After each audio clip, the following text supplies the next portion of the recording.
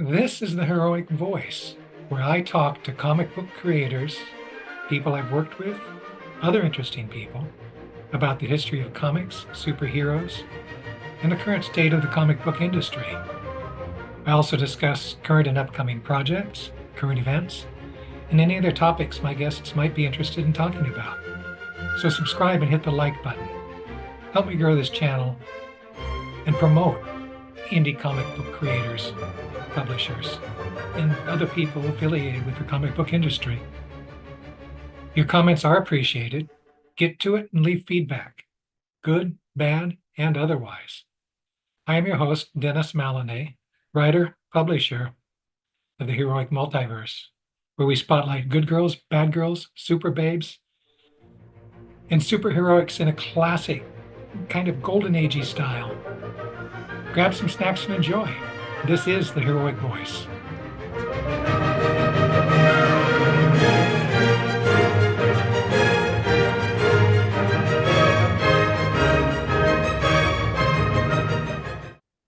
Hi, welcome to the Heroic Voice. This is October 5th, and we are honored to have with us the extraordinarily talented Jim MacQuarrie, who is a former president of the Cartoon Arts Professional Society. He is an archery instructor. He is a balloon twister.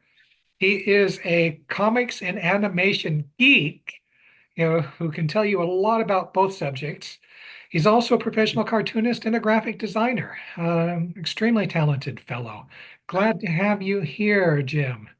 Oh, thank you. Thank you. Uh, which Appreciate being here. topic would you like to discuss first? I, I what's the one that's closest to the hearts of your audience and your theme of your podcast? Balloon twisting. Balloon twisting. Well, that was a fun thing. I was maybe 14, maybe 15 years old, and we had moved from the beach to the exact geographic center of nowhere in the summer there. And sometime later, a friend of mine from my old school called me up and said, "Hey, my family's taking a 2 week vacation and I need someone to fill in for me at work." And I said, okay. And at that time, I was about 5 feet tall and I looked about 11 years old. And I said, "Sure, what do I have to do?" And he said, "Come on down here." So I took a long string of metro buses to get back to the old home neighborhood. And my friend Gary taught me how to twist about 6, 8 different balloon animals over a weekend. And then for the next 2 weeks, I spent working for tips at a pizza restaurant in Redondo Beach, house sitting for their family and visiting the old neighborhood and twisting balloon animals. And that was actually how I avoided an after school job as a teenager. Instead of having to go work at McDonald's every day after work, about once or twice a month, I would do a birthday party or a parade or a corporate event or whatever was going on in the town. And either through getting paid for the gig or getting tips, I would make almost as much money as I would have made in a week at McDonald's. So it was a cool gig, and taught me irresponsibility. And I still do it. 52 years later, I can still twist about 30 different animals. That is I can so show you cool. one right now if you Yeah, want. please, by all All right, means. I'll show you the easiest one. And in the post-COVID days, I use a pump, but also the fact that I can't blow the damn things up anymore. Oh, we have metallic balloons, I think. No, that's the other bag. We'll start with pink. The trick to balloon twisting is Stretch you got to them. stretch the balloon a little bit. I'm going to do a little tiny animal. This is the French poodle is kind of it balances neatly the elegance of it. There we go. It's small, it's elegant, it's complicated, but I can do it really fast. So A lot here's of what experience. here's I can do this behind my back in under a minute. You try to do it so you can see. Who was, I And can't think there's a of his little name. head with the puffy ball on top. They have that fur ball on top. Yep, this one needs to be a little slippery. Who was the guy at Disneyland who performed as Pecos Bill for so many years at the Steve Martin. no, no, no, no. No, He not worked not at both Steve. Disney and Knott's Berry Farm. Yeah, yeah. I'm thinking of the older guy. He was appeared very late in his career on an episode of The Muppet Show. Oh, Gosh, I can't remember. I know his name. It'll come to me, but he was extraordinary. Yeah, I don't know. There's a few of us. So I'm going to lock this down. So then the fun part with the poodle is, of course, it has to have the little puffy tail. And what I Oh would do, yeah. I would have a kid that said, blow on that. And they'd go, and it would go like that. So that's a poodle dog. That is so cool. And that was a cheap gimmick to meet girls. And that's how I met my wife. And 39 years later, she still puts up with me. So there you go. She's still waiting for you to grow up. I think she's just really stubborn and doesn't want to admit that it's the world's longest lasting temporary lapse of judgment. So, but if Oh, she's too stubborn to admit it was a mistake, I'm smart enough to hold her to it. So good for you. she's great. She only has one character flaw. She has bad taste in men. Uh, Archery.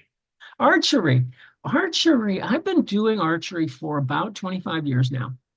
And what happened was, there was an archery shop over in Monrovia that we would drive past. We lived in Monrovia for a while, and my eldest child, my eldest daughter, was a bookish, nerdy girl who ended up with a degree in English literature, uh, and she was reading all of the historic fiction, the Ivanhoe, the Robin Hood, Rob Roy, whatever.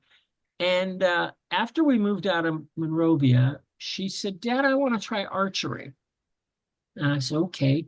But unbeknownst to her, when she was very young, I went over to that store and asked them about lessons for kids, and they said they wouldn't take anybody under 10. And I thought that was absurd, and I refused to accommodate that. When I went looking for an archery range, I found out that there was one in Pasadena, about 2 miles from where we were living. And I said, okay, we'll go over there. They have free classes on Saturday morning.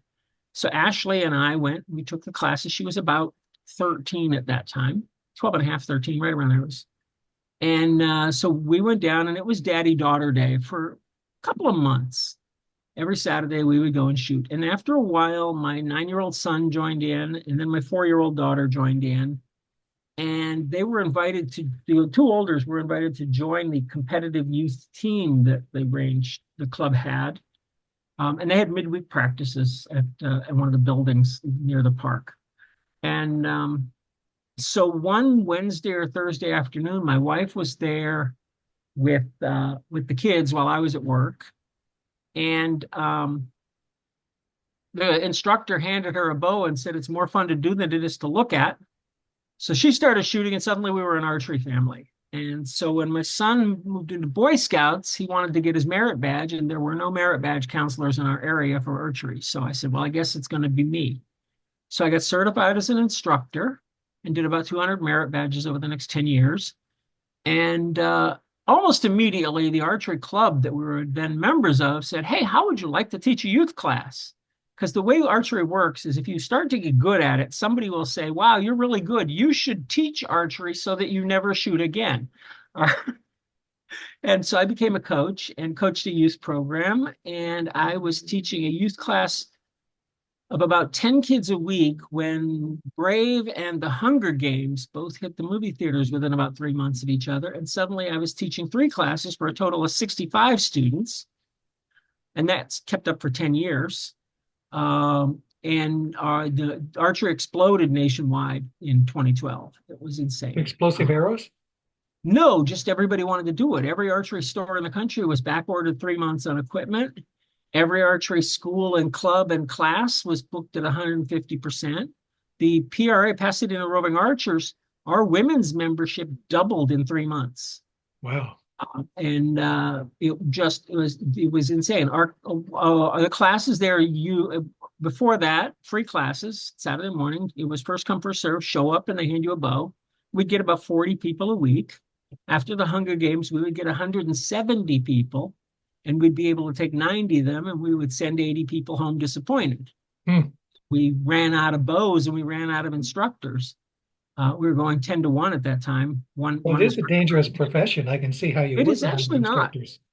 It's actually not. It's actually, archery is actually the safest second safest sport you can participate in. The first is billiards, unless they're drinking, and then we're safer. Statistically, we have 1/3 the injury rate of golf. And when I talk about the archery injury rate, that's archery related injuries. So when a hunter is putting together his hunting arrows and cuts himself with the arrowheads while he's putting the arrows together, that's an archery injury. That is 62% of archery injuries.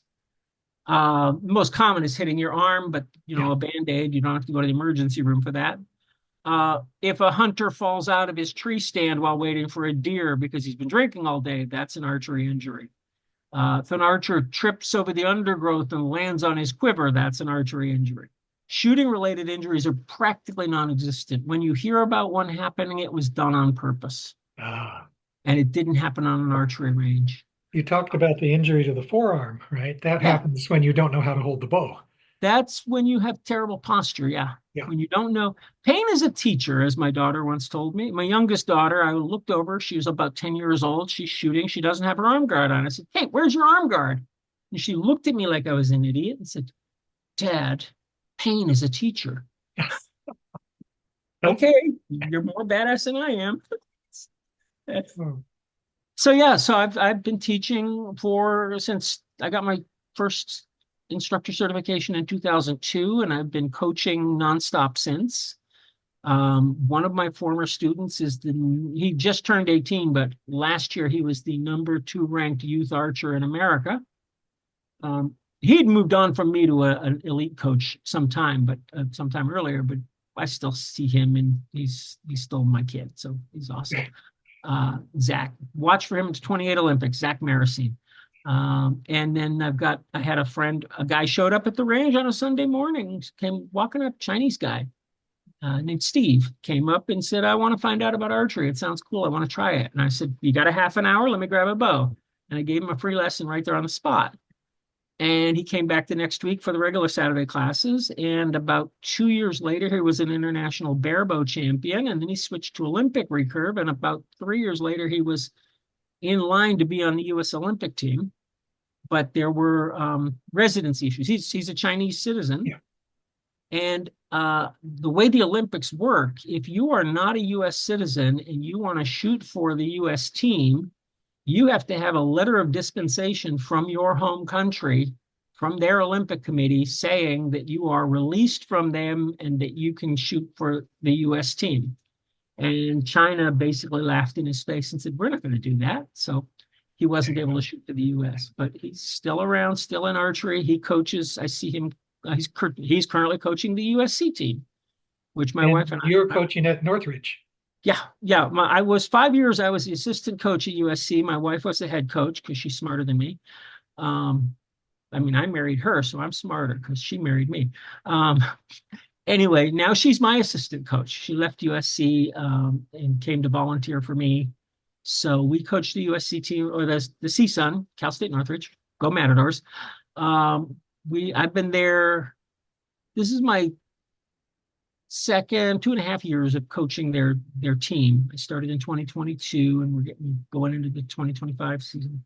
And we've gone from 4 kids to about 60, with about 20 on our competitive team, and we're gearing up for the California State Indoor Collegiate Championships in January. And I think we're going to do pretty well. Oh, good. Yeah, it's fun. Yeah. Now about explosive arrows. Yeah. As I understand it, your arrows are green. All of my arrows have always been green. So why do you not have explosive arrows and boxing glove arrows and other things? I have shot boxing glove arrows, and they do work, but they only work to about 8 or 10 yards. By the time an arrowhead is big foam, I have foam head. There's a company that makes arrows with big foam heads for LARPing. You know what LARPing is? Mhm. Live action role Yeah. play, basically Dungeons and Dragons with costumes and running around fields shooting foam arrows at each other. And that's big dumb fun. And I have had one that had a child-sized boxing glove on it, and it does hurt to get hit with at about 10 yards. Beyond that, it falls off and they lose energy rapidly. So you're going to hit somebody in the toe with it. The physics of archery is interesting. When you see in the movies or in the comics where somebody, Hawkeye puts 2 arrows on the bow or 4 arrows on the bow and shoots 4 targets at once, you see guys who do that as a circus act, and it does work as a circus act because if you have a bow that's been modified to have arrow rests and knocking points for each of those arrows, they're all going to fly in a pattern and they're going to hit the same distance apart from one another every time. So if you put up 4 or 6 targets in a curving row and you aim for the top one, you'll pop all 6 if you set your bow up right. But it looks cool. It's impressive. It's useless as a skill. And the physics of it is that the draw weight, the amount of power that the bow generates, the amount of force that is transferred to the arrows so that they can fly is divided among the arrows. So if you're shooting a 50-pound bow with 1 arrow, you're shooting an arrow with 50 pounds of kinetic energy stored in it. If you're shooting a 50-pound bow with 5 arrows, you've got 10 pound of energy per arrow, right? So an arrow that's got 10 pounds of power is not going to go very far and it's not going to hit very hard. And if an arrow doesn't get the maximum amount of energy that it can store, then it's going to be very sensitive about how it flies. Because an arrow that has 100% of its force is always going to fly the same way. But if the bow is too light a weight or the arrow is too heavy, and the arrow is getting 95% of its energy, being powered by a human being, you're going to have an arrow that gets 93 and an arrow that gets 97 and an arrow that gets 85, depending on how you shoot the bow and how inconsistent your form is. And that is going to be arrows that are flying wildly different from one another. Physics lesson. Yeah, physics is fun. Everything, archery is cool because it's one of the few things you can do that touches on simultaneously aerodynamics, general physics, mechanical engineering, materials engineering, kinesiology, and psychology, all at the same time. And then on top of that, if you're an education-minded person, you can lay on history and culture, and everything from music to religion touches on archery. History, right? History too. Archery is the history of archery is the history of the human race. The oldest, the archaeological discoveries, most recent discoveries we have put the origin of archery somewhere more than 60,000 years ago. It's one of the very, very few things that human beings have done consistently the same way for 60,000 years, everywhere around the world except one place. The Australian Aborigines never developed archery. Really? There's only 4 reasons to do it. There's, I want to eat. There's, I really hate that guy over there. There's, I'm better than you, and let's prove it right now. And there's, gee, this is big, dumb fun. So if you're shooting a bow, you're doing it for hunting, war, competition, or playtime. Uh-huh. And in Australia, where the Aborigines were, the raw materials are not conducive to building a bow. The trees that are found in Australia have very short grain wood, and short grain wood is brittle and the bows break. So you really can't make an effective bow that's heavy enough to hunt. And the wildlife is not really the kind of creatures that you can really hunt with a bow anyway, because they tend to be small and fast moving and they hop and things like that. There are better ways to kill them. And the Aborigines never fought a war, as far as I know. I don't think they ever had much in the way of warfare among themselves, and really didn't have anybody to hate until the white guys got there. But we're good at giving people somebody to hate. So every other culture on earth throughout the history of the world, but in different ways. In England, it was primarily for war. In France, England and France love to shoot each other with pointed sticks. In Bali, the rainforests are so thick that an arrow, physically, there's no way to shoot an arrow more than 10 yards in any direction anywhere. So archery is a children's toy in Bali. If you're 10 years old, you're done with archery. So that's, it's interesting. But the invention of stringed musical instruments comes out of archery. The lyre, the harp, the guitar. The involved archery was pivotal in winning and losing some wars, the Battle of Agincourt and various other battles. Um, at one point in the 1600s, the King of England banned all other sports. Anybody's free time was supposed to be spent practicing for archery, so that they would have a competent army ready to go the next time they decided to go beat up the French, or vice versa. Uh, so yeah, so there's you can do a whole world history course just on the influence of archery around the world in various times. So it's a fascinating subject and a great way to bore people at parties.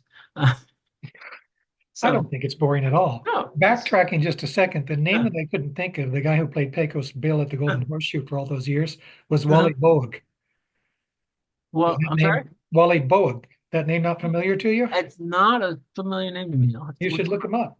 He up. was a Okay. master Interesting. at. Yeah. There are a few videos of him on YouTube still Yeah. up there. It's Yeah. BOAG, and I would recommend that anybody who's interested in that, look him Mhm. up. He was a Yeah. vaudeville performer.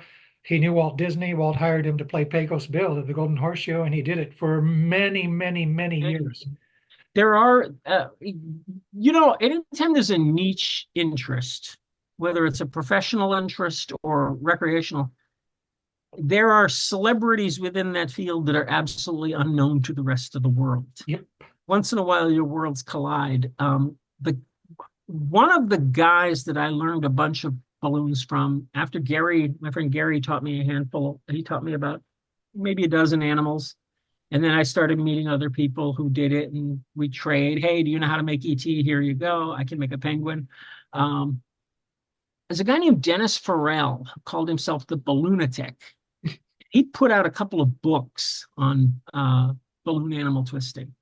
And I met him a few times. We traded a couple of animals. Nice enough guy. Um, but the books that he did, Comic Book Alert, Paul Smith illustrated those books. The legendary artist of X-Men and Leave It to Chance, the most underappreciated comic book of the 20th century.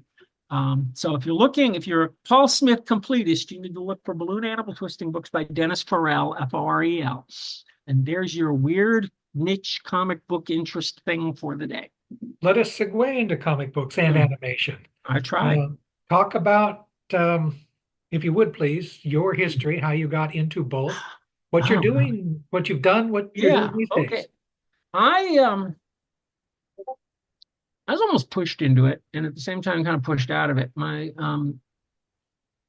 drew Mickey Mouse on an Etch-a-Sketch when I was 4 years old, and the whole family went, "Oh my God, he's an artist!" And so you know, then like everyone of my generation, and you can tell how old a baby boomer is by their opinion of the Batman TV show. If they were born before 1958, they hated the Batman TV show because it was baby stuff and it was insulting and satirical. They were making fun of the superheroes, and comics are supposed to be serious, damn it. But if you were 1958 or younger, you're a late boomer, a Generation Joneser, you were in second grade when the Batman show came on, and it was, pardon my French, can I swear? It's awesome, right? For a second grader, the Batman show was awesome. You thought they were serious, and it was amazing. And then a couple of years later, you're ashamed of yourself for liking baby stuff. But I never got out of that. I never grew into that. I always liked Adam West, and I liked Batman. And Batman made me a minor celebrity in the second grade. I could draw. I carefully. We didn't have VCRs. You had to watch it and learn while it was going, right? If you didn't see the show when it was on, you didn't see it. But I would sit there with a pencil in my hand and try to draw the characters from the animated opening credits, right? To learn how to draw Batman from that 10 seconds where the logo comes up and you see the straight on shot of Batman and it says Batman in the bat wings. And I learned how to draw Batman just from watching those credits. And I drew Batman for every kid in my class. And the bulletin board was adorned with a giant Batman thing with the kids' names on it for who did well on whatever the assignment, it was student of the day or whatever the heck the teacher was doing. And I was a big deal that year in third grade because I was the guy who could draw their Batman on their book covers. And then we moved and I lost all that cred because by then the Batman show was no longer fashionable. But that was the start. and I drew comics in high school. I drew comics, cartoons for the school yearbook. Um, did lettering for science for the local bakery. Uh, when I was 14, my mom was friends with a guy who was part of what was then in 1973, 72. I was like 14 years old. No, so it would have been 73. Um, the LA Kings had fairly recently moved to LA from whatever backwater hillbilly burg they came from. No, they didn't move. I'm going to interrupt you there. The Kings were a new franchise. Okay, we're a new fry. I don't know where they came The from, but suddenly the LA Kings were a team, and we imported guys from Canada and whatnot. I don't know. I don't follow hockey. Anybody who's offended by my dismissal of hockey, I humbly apologize. But anyway, um, they didn't have any kind of actual um, program for fans when they were starting out. It was all volunteer. It was the LA Kings Booster Club, literally was what it was called. They played their first season in Long Beach at the Long Yeah. Beach Sports Arena. I remember going to one game while Ah, the Kings were there. well, as a snot-nosed child, and my mom was dating a bartender at the time, and he had a customer who was part of the LA Kings Booster Club, and they needed a cartoon for their newsletter masthead. And that was my first professional paid gig, was drawing a hockey player blowing a trumpet with the King's News, blah, blah, blah, whatever masthead. And I still have a copy of it somewhere. I I try really hard to be loving and kind to 14-year-old me when I look at all that old work because that was the best I could do at the time. And I did it. And they paid me. I think I got $25 for that. So that was pretty cool. So that was what convinced me that that was probably a better way to earn a living than what I was doing before, which was vandalizing vending machines. Uh, and then between balloon animal twisting and the occasional cartooning, I ended up after high school, while I was at the community college, I worked at a screen printing shop, and I drew a lot of cartoons for bowling teams and stores. I did a Have You Hugged Your Motorcycle cartoon for Kavina Yamaha shop, a bowling shirt for a bowling club that was also swingers, so it was borderline pornographic. Team called Five's a Crowd. Uh, not even, and eventually in 1990 something, I got to do all the illustrations for all of the flashcards and packaging and story things for Hooked on Phonics. The third edition, second or third edition of Hooked on. They expanded Hooked on Phonics into a classroom edition and added some SRA McGraw-Hill reading power stuff. And I illustrated the packaging and I designed all of the labels and everything for the cassette tapes and the boxes and the booklets and the writing kit and everything. And that was my big credit for a long time, was that I did Hooked on Phonics. And then they got sued into bankruptcy and came back. And they're still around, but they ditched my artwork 20 years ago. Oh, And then just, because I like to eat, I transitioned into production art and paste up and occasional, production design. I designed textbooks. I designed a lot of logos for little companies and products and things like that, and eventually drifted into some web stuff. And it happened in 2005-ish, six-ish, that I had done a whole bunch of illustrations for SRA McGraw-Hill textbooks, for a line of reading textbooks and some math textbooks. I was working at a design studio. It started out as a typesetting company, and then typesetting went the way of the dodo.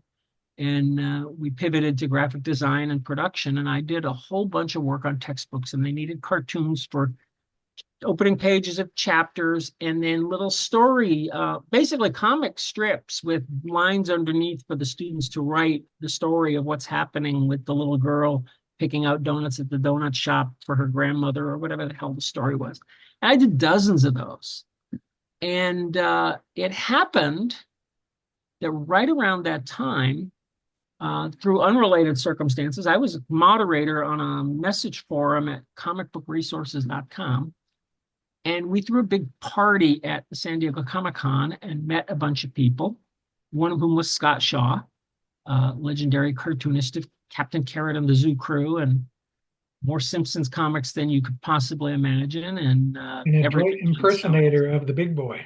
Yes, yes. And it happened that Scott's son Kirby was just about a little bit younger than my son Chris, and they instantly became best friends at Comic-Con. There used to be, probably still is, but I'm not part of it anymore. But there used to be, when my kids were young, this gaggle of about a dozen kids who were all the children of cartoonists. And they would meet up at Comic-Con and they would take over the pool over at the Embassy Suites and they would have the run of San Diego and we wouldn't see them for the whole week. And when they got hungry or tired, they would be over at Stan Sakai's booth getting the royal treatment from Stan's lovely late wife, Sharon, who just treated every kid she ever met as if she were their mother. She's just the sweetest lady and I miss her terribly. But because of that, because my kid and Scott's kid became best buddies, I became friends with Scott and ended up running his website for a while.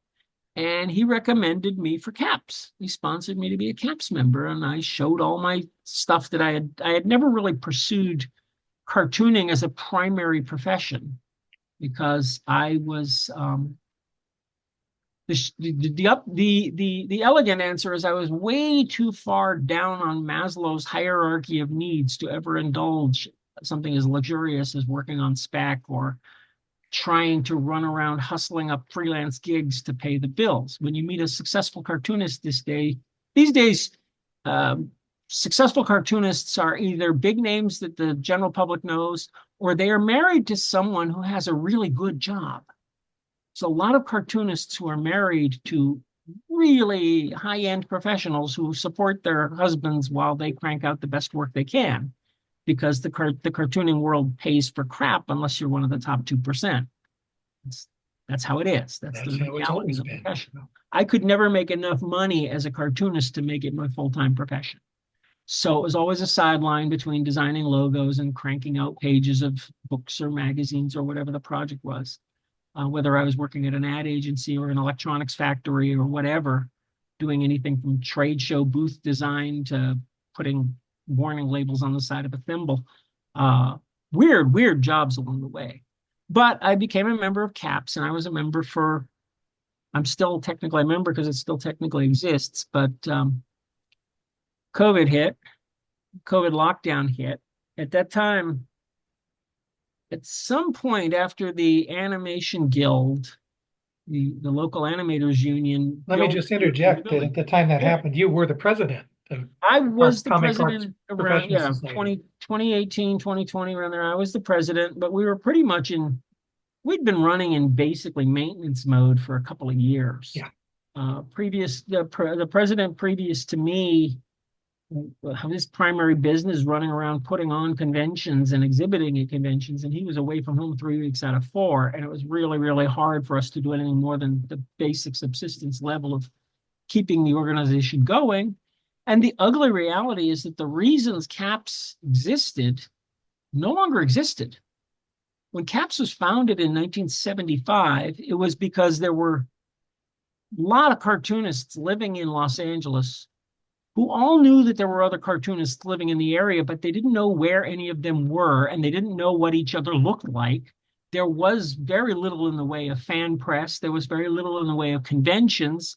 There was no internet. There was really no way for cartoonists to find each other unless you knew Mark Evanier, in which case you'd call up Mark and say, hey, do you know how I can reach so-and-so? Mark knows everybody. Mark knows everybody. Mark is a social butterfly. He knew everybody, and he got tired of fielding phone calls. He got tired of hooking people up with each other. He said, why don't I get all these people in one room, let them meet each other, and then I can step back and not have to deal with them anymore. And so they did. He and Sergio Aragones and Don Rico created this organization so that, and it was really for practical reasons. It was on one hand a social club, I want to be able to hang out with people who do what I do and can and understand what I do for a living and talk shop, and and they don't think I'm a weirdo. But also, I want to be able to talk to my fellow professionals about which publishers are known for stiffing people on their payment, which publishers have insane demands and make everything more difficult, which publishers are good to work for, what projects are coming up, who's going to be meeting people soon, where's the best place to buy Ben Day sheets, and so on and so forth. So CAPS became a thing. It became really a networking, socializing, information sharing, and also did a lot of charity work. They painted murals at children's hospitals and things like that. It was a lot of great fun. By 2006, we had the internet. And we had conventions every other week, and everybody went to the conventions and everybody knew each other from the conventions. And CAPS kind of really became kind of an ancillary thing. A superfluous entity, really. Pretty much. It Weren't still it really, still serves some social function. People yeah, who came to CAPS, yeah. just to talk and chat and would do that. In recent years, what we've been able to do is CAPS has been able to get conventions to donate a booth so that we could have we would talk about CAPS, yes. Guess who started arranging There that? you go. Yeah, and Yeah. we ended up, so they really, the president that followed me and board members that followed me were really dialed into that and brought in some members. But the problem was we had a sweetheart deal with the Animation Guild to use one of their their meeting hall for our monthly meetings. And I don't want to, well, basically, Bob Foster, who passed away this week, Oh, I'm so was a, sorry to hear yeah, that. he was 80 something. He'd retired a few years ago and moved up to the Portland area. Yeah, And Bob was a great guy. he was. I love He was Bob. a great, he could be cantankerous, and he was not at all shy about letting you know about the things he didn't like, but he was also great about letting you know about the things that he loved and showing you why you should love them too. So I'll be fair. He was very entertaining in his crankiness. It was not just, it wasn't unpleasant. It wasn't, oh God, I got to listen to this guy go off again. It was, oh, I can't wait to see what Bob says about this. But Bob was president of the Animation Union and he was president of CAPS simultaneously. And so he was able to get the boards of both of those organizations to go, hey, what a good idea to give us a really good price, a monthly rental on the room, um, for about a tenth of what any other space prior to his getting, before they built the new animation hall, new 20 years ago animation hall. We were meeting at another building that was costing us like, I don't know, $150, $200 a month Yeah, I to remember. rent at the realtors building there. Uh-huh. So it was a great deal for us to be able to pay $25 a month for our meeting. And then Bob, he retired and moved up to Portland, I think around 2017, somewhere in that area. Sounds about right. And we still they kept the deal with the Animation Guild, and it was great. And then 2020 we got locked down. We couldn't meet. The Animation Guild was locked down, so if we wanted to meet, we couldn't anyway. And that stayed the way it was for, in 2022, we came back with Zoom meetings. And the Zoom meetings didn't really work. And we tried to do Zoom. Okay, we lost Jim for a moment, but we have him back. We were talking about the problems with Zoom meetings for the Comics Art Professional Society. Yeah. Well, we tried to do, I mean, we did the Zoom meetings, and it's part of it is just the hurdle of adding another thing to your day. It's a lot easier to just blow off it's paradoxical. Think about it. It's a lot more trouble to get in your car and drive to the Animation Guild and park and go up the stairs and sit down for a meeting, but people made the effort to do it.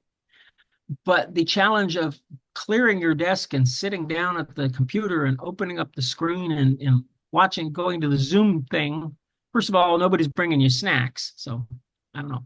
We didn't get big crowds. We would get 12 or 13 people on a good night, and that dwindled. And we tried to do hybrid meetings. We would set up in a corner of the comic shop, the Comic Bug shop in Manhattan Beach or South Bay. I don't know if it's I think it's Manhattan. Manhattan Beach. Yeah. It's Manhattan Beach. I know, I for lack of a better word, will say grew up in that area. Um, but I've only been to the shop a couple times. Nice place. We would set up and try to do a Zoom meeting there with an in-person so people could see each other and talk and also be on the Zoom. And it just didn't draw anybody. It was too far, too many of our members are up in the valley. Uh, like Burbank is convenient for about 85% of our local members. Manhattan Beach is not. So we would end up with one or two people, if that, at the Comic Bug, and one or two people, if that, logging in on the Zoom meeting. And eventually we just went back to Zoom and nobody was logging in. And finally, the then president had so many other things going on in their life that they said, I can't really do this. I'm not giving this proper attention, and I'm not going to do it. And so they resigned. And the vice president said, I don't want to do it either, and nobody wants us to do it. And simultaneously with that, we called over to the Animation Guild and said, we'd like to come back and hold our meetings there again. And they said, yeah, well, Bob Foster's not here anymore, and we don't have to take care of that deal anymore. So it's $250 a night, and it's 2 hours. And if you want to go longer, it's $75 an hour beyond that. And it was just too big a hit to the budget to justify for so few people turning out that we just said, I think, and there are members of CAPS who've been saying for 10 years that the best thing we could do is just fold our tents and go fade into history. But I really wanted to. Mark Evanier is. Mark Evanier, yeah. Sergio, even, it's not what it was. It's not. In a lot of the older members' minds, a lot of what professional cartoonists do today, just the nature of the industry has changed to the point that what you do is different. And it's like going to conventions and doing commissions is a good way to make money, but there are members who say, no, you work for a publisher, you get a paycheck, you turn in your pages, you do your job. You don't work on spec. You don't do things for free and put them out on the marketplace and hope that they catch on. Some people are very much that the idea that self-publishing, I see a difference between self-publishing and vanity press. Yes. Self-publishing is what you do when you want control of your work and you want to reap the benefits of your labor. Vanity press is what you do when nobody wants to publish your stuff. And you can tell the difference. Absolutely. Professionalism is not just in the level of the art, because art changes, art styles change, and artwork that there's artwork being published today by Marvel and DC and Disney and Warner Brothers that a generation ago would have been considered hack work. Yes, absolutely. And would have been considered amateur, because the style has changed and what the audience wants to see has changed. And the artwork that used to be slick and professional now looks dull and corporate. And the tastes change and styles change. And so when you have older people looking at the new stuff and saying, I don't like that, therefore it's bad, and younger people looking at the old stuff saying, I'm tired of looking at that, so it's bad, and they don't understand each other and they don't speak their language, it's really hard to agree around the table as to what constitutes a professional when Dav Pilkey makes millions on Dogman, and any mainstream superhero comic book published today reaches about 0.3% of the American public. Not very many. When we call those mainstream comic books, we are lying to ourselves. You want mainstream comic books? Go look at Raina Telgemeier. There's the books published by Scholastic pull down a whole heck of a lot more than anything Marvel does. Yeah, it's the biggest publisher. I've been told this before. They aim at the children's market. The children's market is still huge. And the hard thing about children's market is the churn. Every 3 to 7 years, you have an entirely new audience. The kids outgrow your stuff. And I think it's okay to outgrow something or to still love it uncritically, but the idea that the media has to grow up with the audience because the audience won't let go of it, I'm not a big fan of that sometimes. I think, demanding, I used to joke about the idea that normal people would not demand that Bert and Ernie be made gay to reveal that they're gay because the comics need to grow up and address adult concerns for the adults who are still watching the show.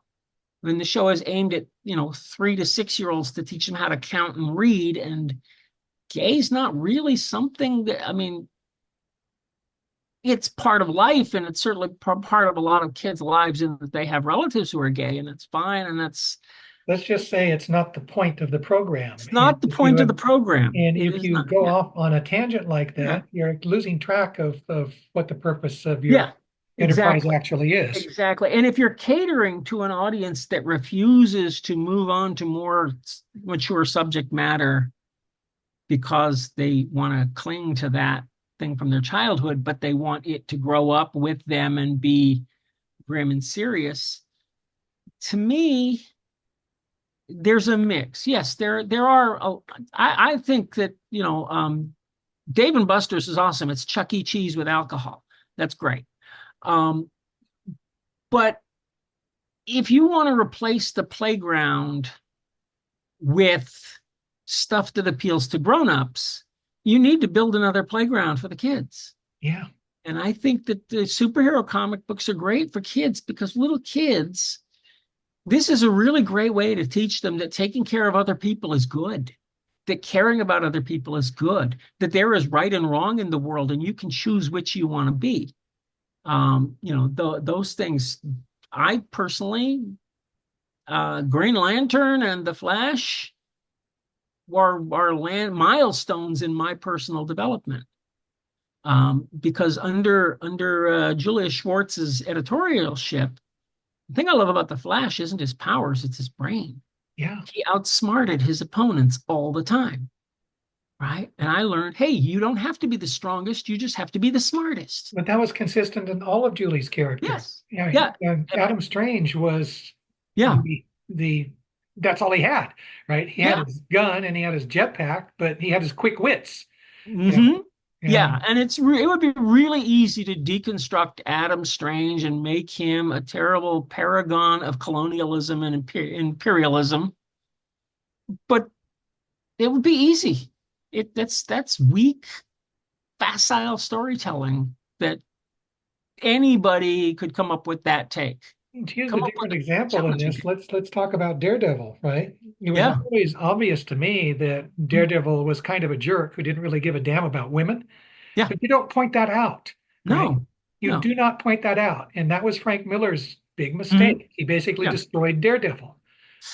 Well, Frank Miller can. I don't want to say he can only. He chooses to play hard into the Madonna horror dynamic.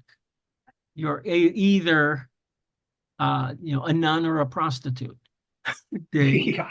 his version of Catwoman is the same as his version of Black Canary is the same as his version of everybody but Martha Washington. Um, Give and him time. Yeah, and I mean he leaned hard into that whole hard-boiled noir thing to the point that of self-caricature. I think he was some of his stuff was actually intentional caricature, but the audience didn't recognize it as caricature. Yeah. They just thought it was extreme and super cool. And I'm not going to trash talk him because his work He's is, talented. Frank Miller's an extremely of course, talented guy. he's a smart guy, but at some point he was cashing checks and not really. I don't know. He had a lot of health issues. He had personal issues going on. I'm not going to armchair psychoanalyze, but there's work of his that I love and work of his that I go, I don't need to look at that. Okay. And Let's stop talking about comics and talk yeah. about what you're doing these What am I days. doing? Right? How do people follow you? Social Oh, media? What are you up to? Do you have boy. any projects in the works? Mostly I tell people on Facebook they're wrong. Facebook is it's equal parts time suck and irritant, but I'm on there. That's my main thing. All of my social media that I'm quasi active on is under my name or the shortened version. Jim MacQ, JIMMACQ. Be sure you get two M's in the middle. Um, I do have a Twitter account. I haven't posted on Twitter in a very long time. Um, I have an Instagram account that has a lot of cartooning stuff on it, but I also haven't posted there in a really long time. I just follow people there. Um, Facebook, Jim MacQ, you'll find me there. LinkedIn, if you're hiring, if you need an art whore, um, um, that's me. I'm there. You can find me and you can say, hey, right now I'm only taking part-time and freelance short gigs because I have to keep Thursday and Friday open because Thursday and Friday I'm on campus at Cal State Northridge, either teaching classes for the kinesiology department or coaching the archery team. That's actually the primary focus right now because I just um, it's a thing that I stumbled into. I was asked to take over and do it. A friend of mine was coaching it, and he wanted to retire, and I'm pushing toward retirement age. I don't believe in retirement. My retirement plan is to spontaneously combust at the company Christmas party somewhere. Uh, to me, retirement means pulling up a chair in God's waiting room and just keeping yourself occupied with a magazine until they call your number. And I don't I want to do that. I I have feel things exactly the same way. I can't even yeah. envision, sitting around and not doing Oh anything. God, no. And I've got a 115-year-old house that I'm still trying to repair and improve and eventually sell and take the money and run out of state. If you're Um, interested in archery, how do you locate the local archery group? oh boy. Well, you have a few options in nationally, international, well, nationally, US. There's the United States Archery Association, USA Archery. usarchery.org is the website, and there is a feature there where you can search for a coach or a class, and people who are trained and certified, and it's good to get a coach who has USA Archery certification because that means they have been instructed. There is the 4 or 5 levels of certification. The fifth level 5 is the Olympics, and then progresses down to your basic, gonna run the archery booth at a Cub Scout camp, where you're just really focusing on safety more than anything else. Don't shoot each other. But if you get a certified instructor, you get someone who actually knows what they're doing, who has been trained, has passed the test, has $1 million insurance policy from USA Archery, has gone through a background screening, has taken safe sport training to learn all the ways that you're not supposed to bully kids or treat them as um, romantic interests or whatever, all the other different ways that people can hurt little people or hurt other people. They've been trained to not do that. And there's a whole reporting system. So if you encounter an archery coach who doesn't follow the rules, you can report them anonymously through USA Archery. So everybody has a vested interest in behaving themselves. So that's why I say the best way to get an archery instruction is find a class or a coach who is listed with usarchery.org. Go to Google and look that up. And you can find someone in your area, whether it's an archery shop that has a range and does lessons or a club that has lessons. A lot of places do first-timer lessons for free. A lot of places have group lessons for $5 a person or $10 a person or whatever it is, and if you get into hiring a private coach, you can pay anywhere from $30 to $120 an hour, depending on your level of ability and what you want. If you're trying to go to the Olympics, you're going to hire an elite coach. I'm available at MacQ Archery, MACQ Archery.com. Site hasn't been updated in a while, but the information's still valid. And if you're in the Southern California area, especially Los Angeles area, especially within the Pasadena area, I do lessons by appointment at Pasadena and at the Woodley Range in Van Nuys. I will go up to the range in Santa Clarita. I will go to the range down at Rancho Park, which is next to the Fox Studios on Pico Boulevard, Pico and Motor.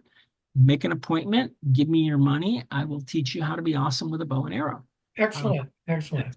What I said, yeah. Jim, Thank Uh-huh. you very much. I Oh, appreciate you're welcome. this. Thanks for having This me on. this is one of our, I think, one of our best, most entertaining conversations. Thank you so Oh, much. well, it was entertaining for me. I love hearing myself talk. All All righty.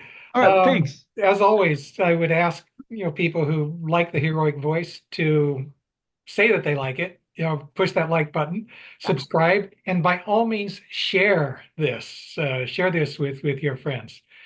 Again, Jim, thank you. We're going to No, be you're signing welcome. off now. Have a All good right, night. thanks.